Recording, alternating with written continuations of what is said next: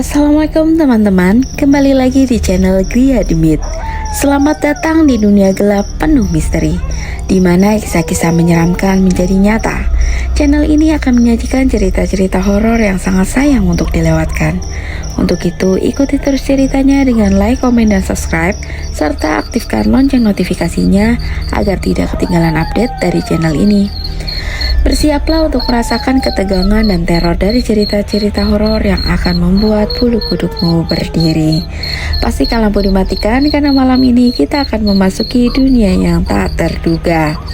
Oke, tanpa berlama-lama kita mulai ceritanya. Di sebuah desa terpencil yang berada di lembah gunung yang diselimuti kabut tebal, ada sebuah mitos kuno yang terus hidup dalam ingatan masyarakat setempat. Mitos itu tentang Sandekala, makhluk gaib yang dipercaya keluar saat matahari hampir tenggelam, tepat di antara senja dan malam.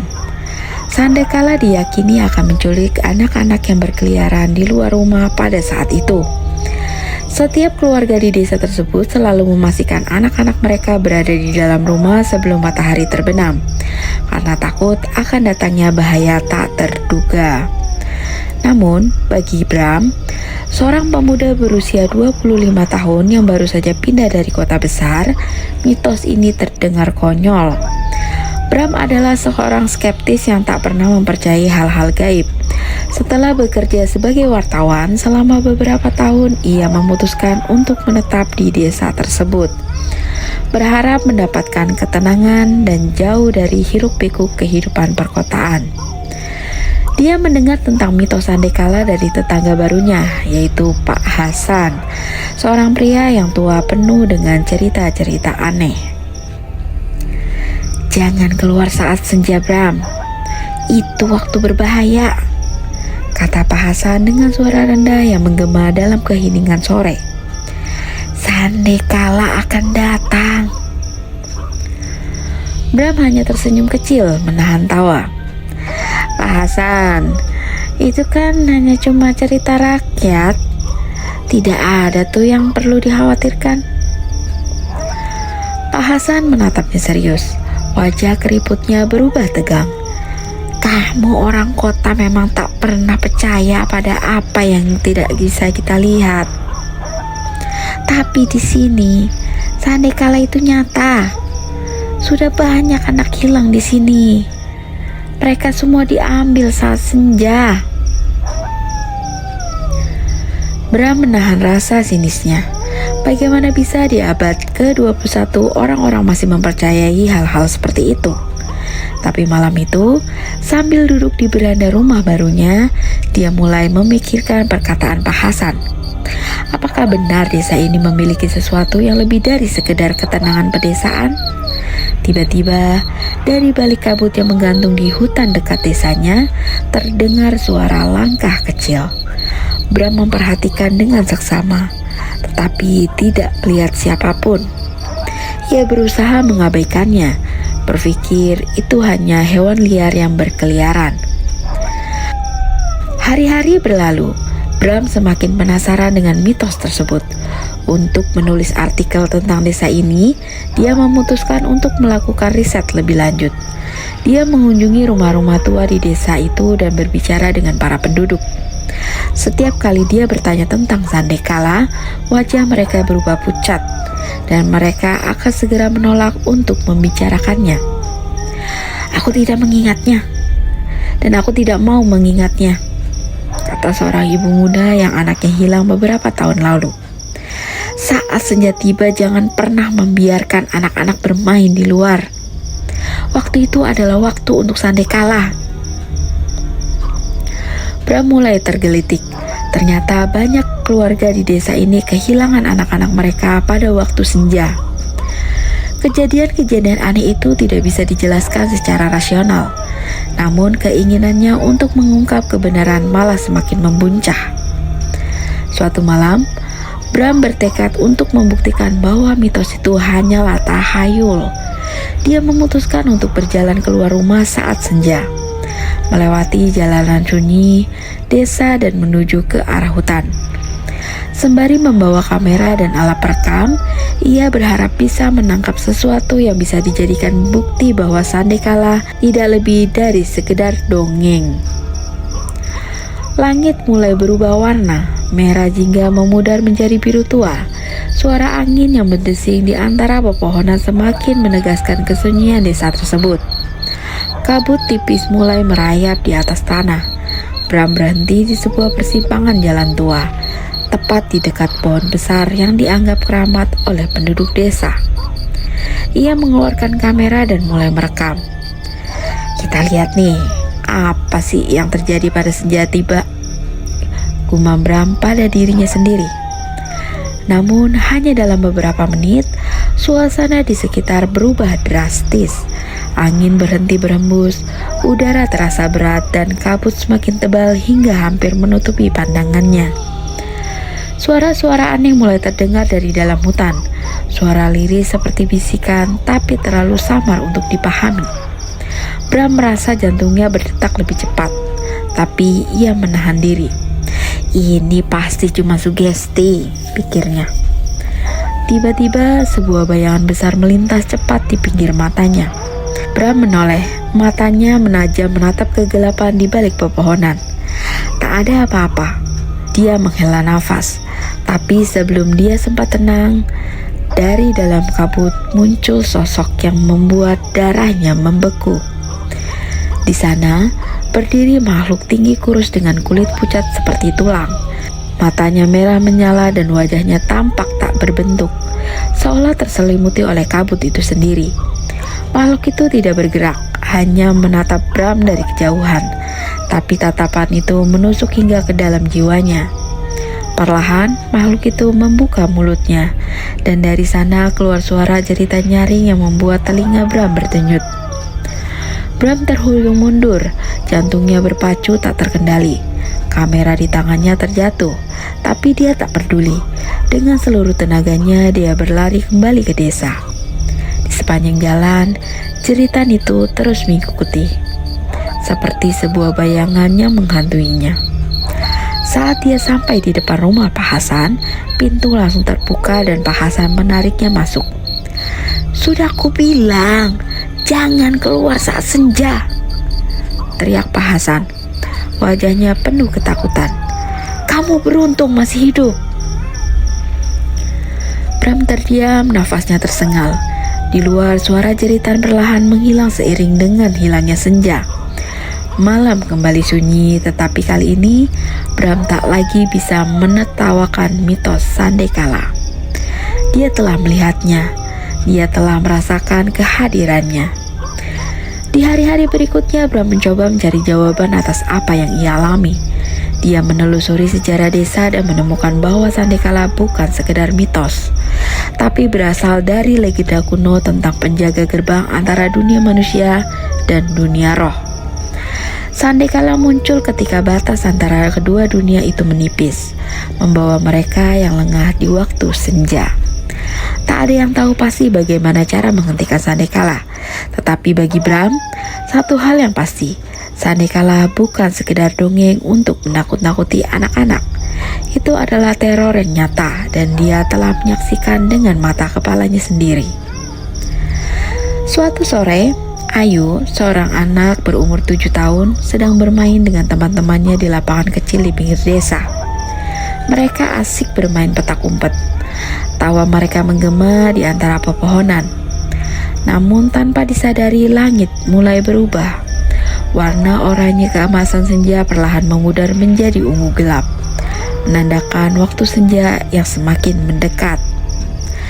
"Ayu, sudah senja, kita harus pulang," teriak salah satu temannya, Ulan, dengan nada cemas. Namun Ayu yang masih bersembunyi di balik pohon besar itu tertawa kecil.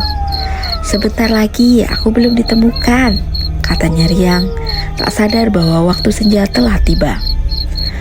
Teman-temannya mulai berlari menuju rumah masing-masing, meninggalkan Ayu yang masih bersembunyi. Langit semakin gelap dan angin mulai bertiup lebih kencang, membawa rasa dingin yang aneh. Saat Ayu akhirnya memutuskan untuk keluar dari persembunyiannya, dia menyadari bahwa lapangan itu telah kosong. hanya ada dirinya sendiri. Tiba-tiba suara langkah kaki terdengar di belakangnya. Namun saat Ayu menoleh, tak ada siapapun. Jantung Ayu mulai berdebar lebih cepat. "Wulan, Eni, kalian di mana?" Panggilnya, suaranya terdengar sedikit goyah. Tak ada jawaban. Hanya ada suara dedaunan yang tertiup angin dan gemersik aneh di antara pepohonan. Ayu merasakan hawa yang berbeda, dingin dan sunyi. Seolah-olah waktu berhenti di sekitar tempat itu. Perasaannya mulai tak nyaman dan dia mulai berlari menuju rumah. Namun saat ia sampai di tengah jalan setapak yang biasa ia lewati, tiba-tiba kabut tebal muncul entah dari mana, menyelimuti sekitarnya. Pandangannya terbatas dan suasana terasa semakin mencekam. Ayu berhenti, mencoba melihat ke sekelilingnya. Tetapi tak ada apa-apa selain kabut putih yang dingin. Nafasnya mulai berat dan ketakutan mulai merayapi dirinya. Tiba-tiba dari balik kabut muncul sosok bayangan tinggi kurus dengan wajah yang tak jelas. Sosok itu berdiri tak jauh dari Ayu. Tubuhnya tak bergerak, tapi tatapannya terasa seperti membekukan tubuh kecil Ayu. Mata sosok itu menyala merah dalam kegelapan, seolah-olah menembus kabut yang mengelilingi mereka. Perlahan, sosok itu melangkah mendekat, tanpa suara, tapi setiap langkahnya membuat bumi di bawah kaki Ayu terasa bergetar. Ayu ingin berteriak, tapi suaranya tak keluar. Kakinya terasa kaku, seperti ditarik ke tanah. Makhluk itu semakin mendekat dan Ayu hanya bisa memandanginya dengan mata lebar penuh ketakutan. Di saat yang sama, di rumah Ayu, Bu Rina merasa gelisah. Biasanya Ayu selalu pulang tepat waktu, tapi kali ini berbeda. Dengan cemas, ia menyuruh Pak Surya untuk mencari Ayu. Pak Surya segera bergegas keluar rumah menelusuri jalan setapak yang biasa dilalui anaknya. Saat Pak Surya sampai di lapangan, hanya ada keheningan yang menyambutnya. Tak ada tanda-tanda Ayu, dan kabut tebal yang aneh menutupi seluruh area. "Ayu! Ayu!" teriak Pak Surya panik. Suara menggema namun tak ada jawaban. Waktu berlalu, malam semakin larut dan pencarian Ayu semakin intens.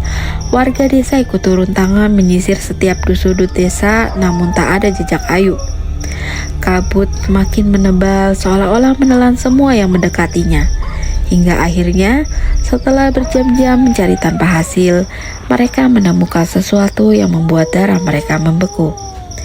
Di pinggir hutan, tepat di bawah pohon besar yang dianggap keramat, mereka menemukan sepatu kecil milik Ayu. Sepatu itu tergeletak sendirian, tertutup embun dingin yang menempel di atas rumput. Namun tubuh Ayu tak ditemukan, seolah-olah ia menghilang begitu saja dari dunia ini. Desa Sukaluyu terguncang. Tragedi itu meninggalkan duka mendalam bagi Bu Rina dan Pak Surya. Tak ada yang bisa menjelaskan bagaimana Ayu bisa menghilang begitu saja. Warga desa percaya bahwa Sandekala telah mengambilnya, seperti yang terjadi pada anak-anak sebelumnya. Malam demi malam berlalu, dan cerita kesedihan masih menggema di hati keluarga Ayu. Namun tak ada yang bisa mereka lakukan selain menerima kenyataan pahit bahwa Ayu mungkin tak akan pernah kembali. Mitos Sandekala kembali hidup di antara masyarakat desa, lebih kuat dari sebelumnya. Kini tak ada satupun orang tua yang berani membiarkan anak mereka keluar rumah saat senja, karena mereka tahu Sandekala selalu menunggu di sana, di antara kabut dan senja, siap untuk merenggut siapa saja yang lengah. Malam itu, Bram duduk di rumahnya yang sederhana dengan setumpuk buku dan dokumen di meja.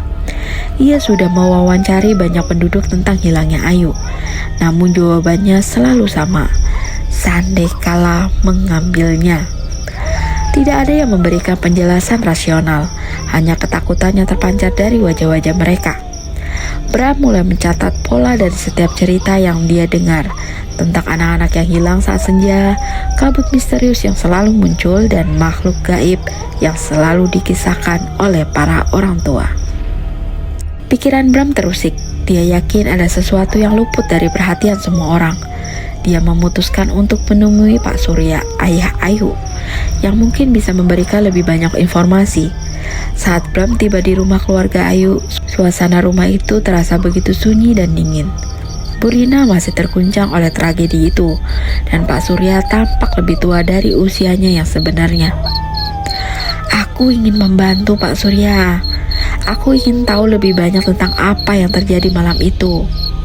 Mungkin ada sesuatu yang bisa kita lakukan, kata Bram dengan penuh empati. Pak Surya terdiam sejenak lalu menghela nafas panjang. Aku tidak tahu harus berkata apa, Nak. Waktu itu semuanya terjadi begitu cepat. Ayu selalu bermain di lapangan kecil itu, tapi senja itu dia tak pernah kembali. Kami mencarinya sampai ke ujung desa, tapi hanya sepatu kecilnya yang kami temukan. Tak ada yang lain, hanya kabut dan keheningan yang terasa janggal. Bram merenungkan kata-kata Pak Surya. Apakah ada sesuatu yang berbeda malam itu, Pak? Apakah Ayu pernah mengatakan sesuatu yang aneh sebelum kejadian ini? Pak Surya menggeleng pelan. Tidak, semuanya seperti biasa. Pak Surya menatap Bram dengan mata yang penuh keraguan. Beberapa hari sebelum Ayu hilang, dia pernah bilang sesuatu yang membuatku tak nyaman. Dia bilang dia melihat seseorang atau sesuatu di pinggir hutan saat senja. Aku tidak terlalu memperhatikannya, karena aku pikir itu hanyalah imajinasinya. Tapi sekarang, aku tidak tahu lagi. Bram langsung tertarik dengan pengakuan ini. Sesuatu di pinggir hutan. Apa dia mendeskripsikan seperti apa yang dia lihat? Pak Surya mengangguk pelan. Dia bilang sosok itu tinggi, kurus, dan tidak bergerak. Dia berpikir itu mungkin pohon, tapi katanya sosok itu memiliki mata yang merah seperti bara api. Bram memutuskan untuk menyelidiki lebih lanjut di lapangan tempat Ayu terakhir kali terlihat. Dia berjalan ke sana di sore hari. Meskipun banyak warga desa yang memperingatkannya untuk tidak keluar pada waktu tersebut. Saat dia tiba, lapangan itu tampak sepi. Rumput bergoyang pelan ditiup angin, dan pohon-pohon di sekitar lapangan tampak menjulang seperti sosok gelap yang mengawasi. Bram membawa kamera dan alat perekamnya, berharap bisa menangkap sesuatu yang bisa memberikannya petunjuk. Namun saat senja tiba dan kabut mulai merayap dari arah hutan, perasaan ganjil mulai menyelimuti tempat itu. Angin tiba-tiba berhenti, dan suasana yang tadinya tenang berubah menjadi mencekam. Di tengah kabut, Bram mulai mendengar suara langkah kaki kecil. Itu bukan suara kakinya. Bram merasakan detak jantungnya meningkat. Dia menoleh ke arah suara itu, dan di balik kabut tipis, ia melihat sesuatu yang membuatnya terdiam. Sosok itu benar-benar ada, seperti yang digambarkan oleh Pak Surya. Makhluk tinggi kurus dengan mata merah menyala berdiri tak jauh dari Bram, memandang lurus ke arahnya. Tubuh makhluk itu seolah menyatu dengan kabut, seperti tak sepenuhnya berada di dunia nyata. Namun tidak seperti yang Bram duga. Makhluk itu tidak bergerak menyerangnya. Ia hanya berdiri di sana seolah mengawasi. Dengan tangan gemetar, Bram mencoba mengambil kameranya. Namun sebelum ia sempat mengabadikan momen itu, makhluk itu menghilang dalam kabut, seolah-olah larut ke dalam kegelapan senja. Setelah malam itu, Bram mencoba mencari penjelasan lain. Dia menelusuri catatan sejarah desa, berbicara dengan orang-orang yang lebih tua. Bahkan mencoba menghubungi paranormal untuk mencari tahu lebih lanjut tentang fenomena yang dialaminya. Bram sadar bahwa hilangnya Ayu bukan sekedar kebetulan, tetapi bagian dari misteri yang lebih dalam. Namun meski telah mengumpulkan berbagai bukti, Bram merasa bahwa apapun yang terjadi di desa ini tidak sepenuhnya bisa dijelaskan oleh logika. Bram terus melakukan penyelidikan selama beberapa minggu setelah pertemuannya dengan sosok misterius di lapangan. Meski berulang kali mencoba mencari bukti yang lebih konkret, ia tidak bisa mengabaikan penglihatan aneh yang ia alami. Desas-desus dan legenda di desa itu hanya memperkeruh keadaan. Namun Bram bertekad untuk mencari tahu kebenaran di balik hilangnya Ayu dan mitos sandekala yang sudah mendarah daging di desa Sukaluyu. Malam demi malam, Bram mempelajari dokumen lama yang ia dapatkan dari Pak Herman, seorang sesepuh desa yang dikenal memiliki pengetahuan mendalam tentang sejarah dan adat istiadat. Di dalam naskah kuno yang telah berusia ratusan tahun, Bram menemukan fakta mengejutkan. Sandekala bukanlah sekedar makhluk gaib seperti yang diceritakan selama ini. Dalam teks kuno terungkap bahwa Sandekala adalah manifestasi dari ritual kuno yang dilakukan nenek moyang desa untuk menjaga keseimbangan antara dunia manusia dan juga roh-roh penjaga alam.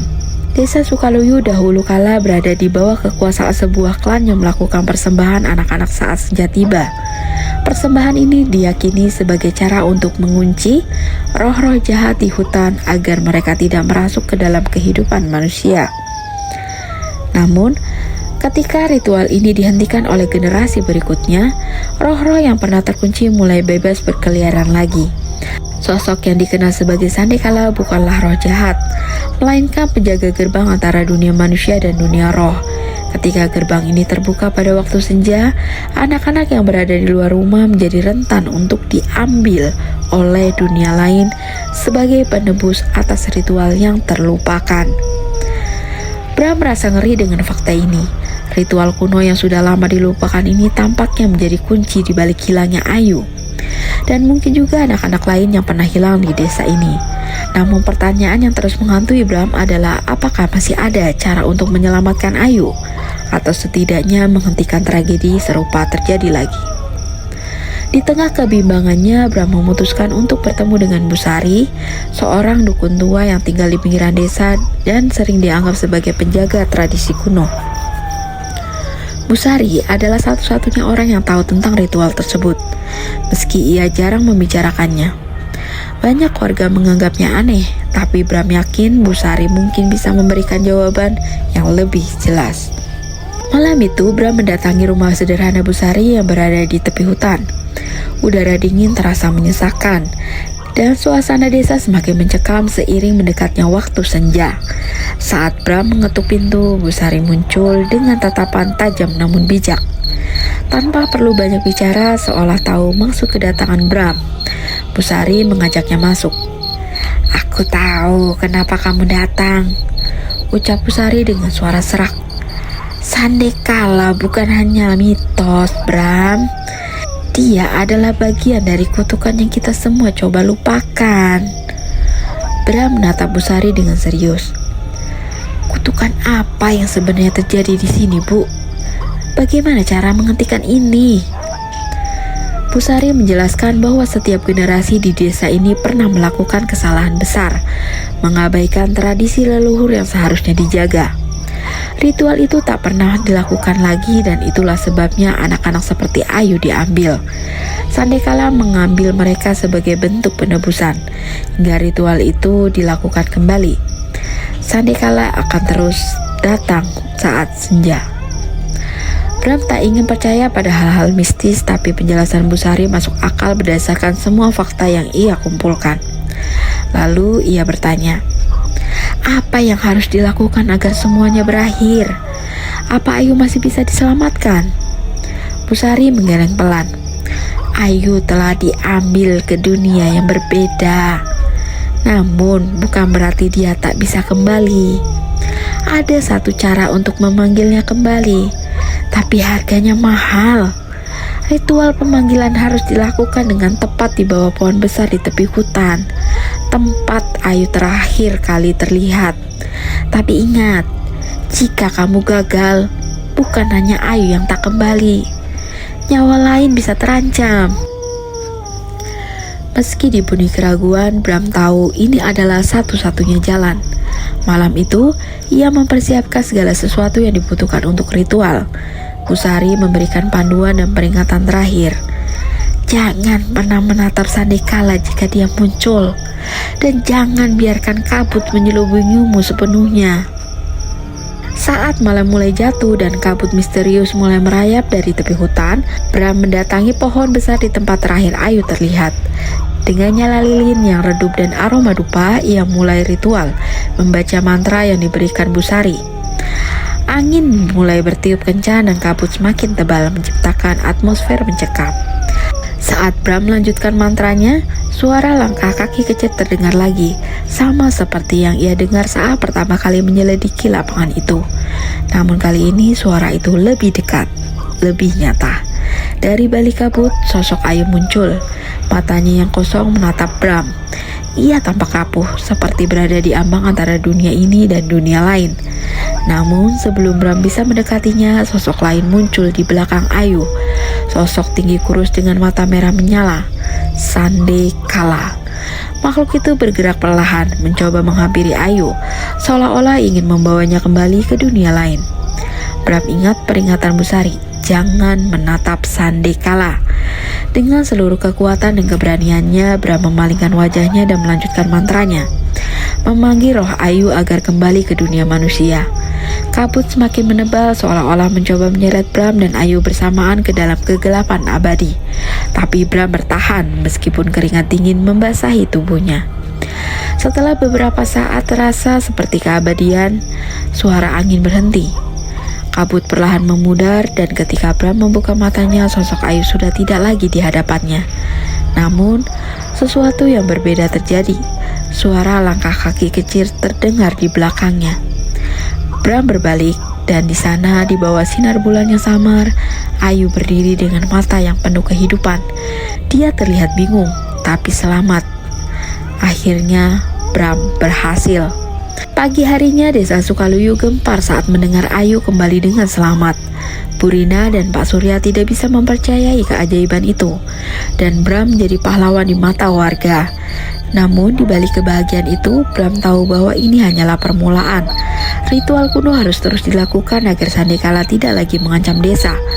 Meski Ayu berhasil diselamatkan, Sandekala akan selalu mengintai di batas senja menunggu saat orang-orang lengah.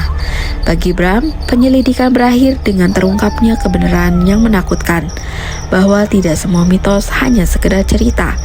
Beberapa di antaranya memiliki akar dalam kenyataan yang lebih gelap dari yang pernah ia bayangkan.